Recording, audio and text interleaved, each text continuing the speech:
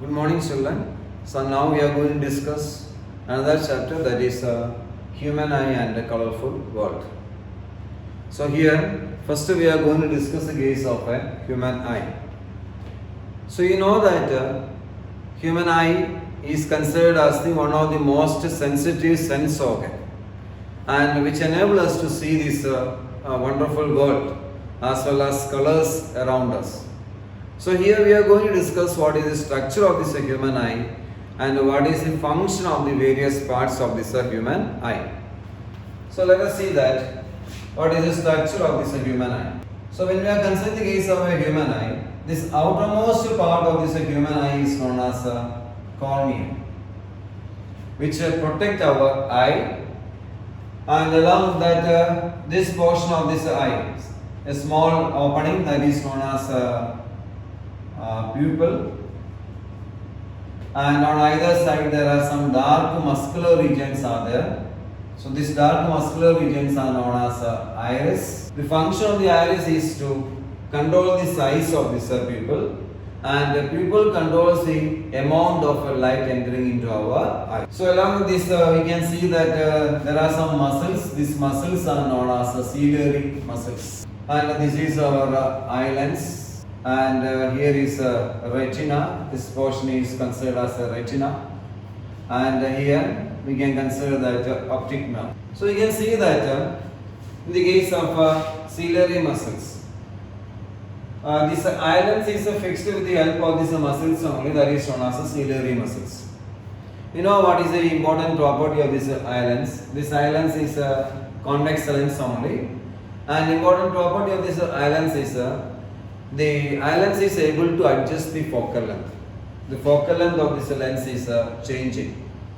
So that is possible with the help of these muscles only. That muscles are known as ciliary muscles. So the function of the ciliary muscle is to adjust the focal length of this eye lens. So this ability, this property of the eye lens to adjust the focal length is known as a power of accommodation. So we call it as a power of accommodation.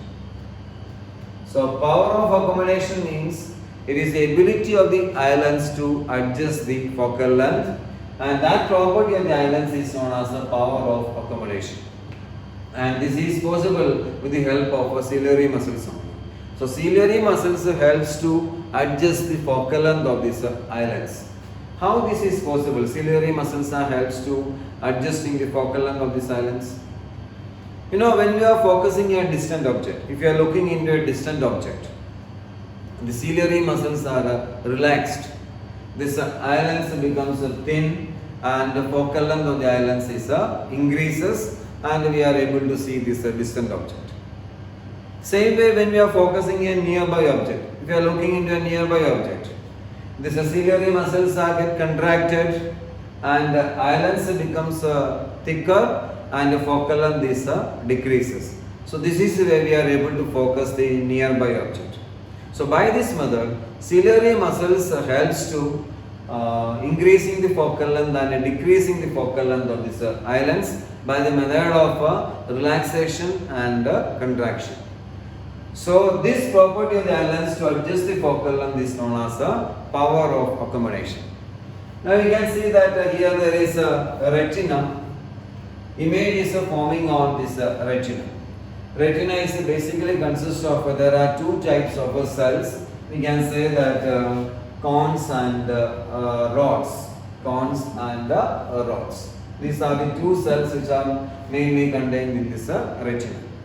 The cones which are sensitive to colored light, and rods which are sensitive to dim light. And when image is forming on this retina, because of this, with the help of these cells, corresponding images are converted into signals. We can say that electrical signals, and these electrical signals are sent to our brain through this part, that is known as optic nerve.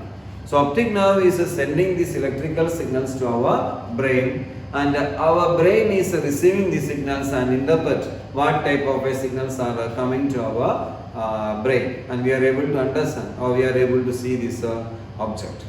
So this way only sensation of a vision is possible with the help of a human